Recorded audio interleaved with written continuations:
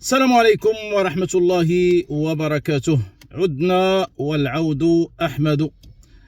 بغينا نتكلموا على التفجيرات اللي وقعات في البوليدة نواحي العاصمة الجزائرية، تفجيرات إرهاب. الجزائر التي عاشت في التسعينيات سنوات كلنا يتذكرها جيدا، العشرية السوداء. فهل ما حصل اليوم هو بداية لهذه العشرية التي لا زال نفس النظام الذي كان يحكم آنذاك هم أنفسهم من يسيرون الجزائر اليوم؟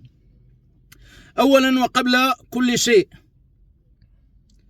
نسجب ما حصل في الجزائر، فمهما يكن لن نقبل أبدا بالأعمال الإرهاب داخل الجزائر أو داخل أي دولة عربية أو دولة في العالم. ولكن السؤال المطروح: من الرابح الحقيقي مما حصل اليوم في البوليدة من تفجيرات تزامنت مع زيارة البابا إلى العاصمة الجزائرية وإلى الجزائر؟ المستفيد الحقيقي هو ذلك النظام الذي عاد إلى عادته القديمة من أجل أن يطيل حكمه داخل الجزائر، بعدما استفاق الشعب الجزائري وأصبح يعي جيدا ويعلم أن سبب خراب الجزائر هو هذا النظام صاحب العقلية المتذمرة، العقلية التي قادت الجزائر إلى ما هي عليه اليوم: إفلاس سياسي واقتصادي واجتماعي وفكري. إفلاس جعل من الجزائر اليوم عالة على أي دولة يزورها، عالة فكرية بالدرجة الأولى. رأينا ما حصل في مجموعة من الملاعب داخل الجزائر وحتى خارجها في مباراة ودية بإيطاليا.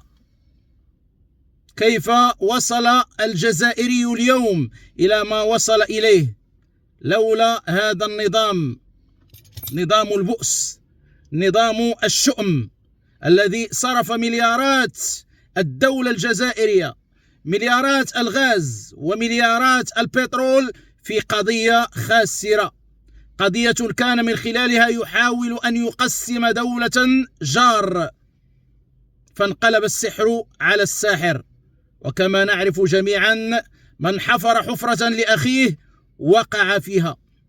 فقط لا نتمنى أن تكون أحداث اليوم في البوليدة هي بداية أحداث ما عاشه الجزائريون في العشرية السوداء. فنحن كمغاربة ومهما يحصل بيننا وبين الشعب الجزائري لن نقبل من هذا النظام أن يعيد الشعب الجزائري إلى ما عاشه في تلك الفترة. ونعلم جيدا أن نفس العقلية هي التي لا زالت تقود الجزائر اليوم.